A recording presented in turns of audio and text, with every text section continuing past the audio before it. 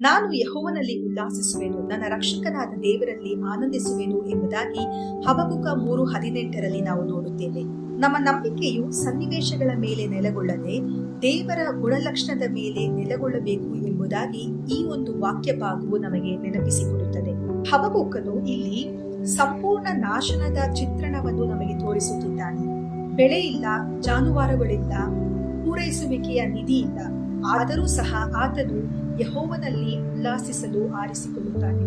ನಿಜವಾದ ನಂಬಿಕೆಯ ಸಾರಾಂಶ ಇದಾಗಿದೆ.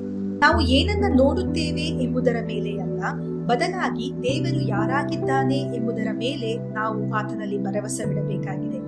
ಹಿಂದಿನ ವಾಕ್ಯವನ್ನ ನಾವು ನೋಡುವಾಗ ಅಂಜೂರವು ಚಿಗುರಲಿಲ್ಲ, ದ್ರಾಕ್ಷಾಲತೆಗಳಲ್ಲಿ ಹಣ್ಣುಗಳಿಲ್ಲ, ಹೊಲಗಳಲ್ಲಿ ಆಹಾರವಿಲ್ಲ ಮತ್ತು ಹಿಂಡುಗಳು ನಾಶವಾಗಿ ಹೋಗಿದೆ.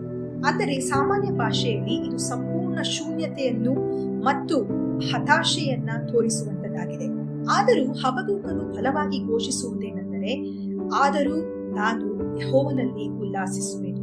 ನಿಜವಾದ ಸಂತೋಷವು ಹಿಂಡುಗಳಲ್ಲಾಗಲಿ ದ್ರಾಕ್ಷಾಲತೆಗಳಲ್ಲಾಗಲಿ ಸಿಗುವಂತದಲ್ಲ, ಬದಲಾಗಿ ರಕ್ಷಕನಾದ ದೇವರಲ್ಲಿ ಸಿಗುವಂತದ್ದಾಗಿದೆ ಎಂಬುದನ್ನ ಹಬಕ್ಕೂಕನು ನೆನಪಿಸುತ್ತಿದ್ದಾನೆ. ಎಲ್ಲವೂ ಬರಿದಾಗಿ ಕಂಡು ಬರುವಾಗಲೂ, ನಮ್ಮ ಪ್ರಯತ್ನಗಳು ಫಲಿಸದಿದ್ದಾಗಲೂ, ನಾವು ಯಾರನ್ನ ಅವಲಂಬಿಸಿದ್ದೇವೋ ಅವರು ನಮ್ಮ ಕೈ ಬಿಟ್ಟಾಗಲೂ ಸಹ ನಾವು ನಮ್ಮ ಕಣ್ಣುಗಳನ್ನ ಆತನ ಬಳಿಗೆ ಎತ್ತಬೇಕೆಂಬುದಾಗಿ ದೇವರು ನಮ್ಮನ್ನು ಕರೆಯುತ್ತಿದ್ದಾನೆ. ಸಂತೋಷವು ನಮ್ಮಲ್ಲಿರುವುದರ ಮೇಲೆ ಅವಲಂಬಿತವಾಗಿಲ್ಲ, ಬದಲಾಗಿ ಆತನು ಯಾರಾಗಿದ್ದಾನೆ ಎಂಬುದರ ಮೇಲೆ ಅವಲಂಬಿತಗೊಂಡಿದೆ.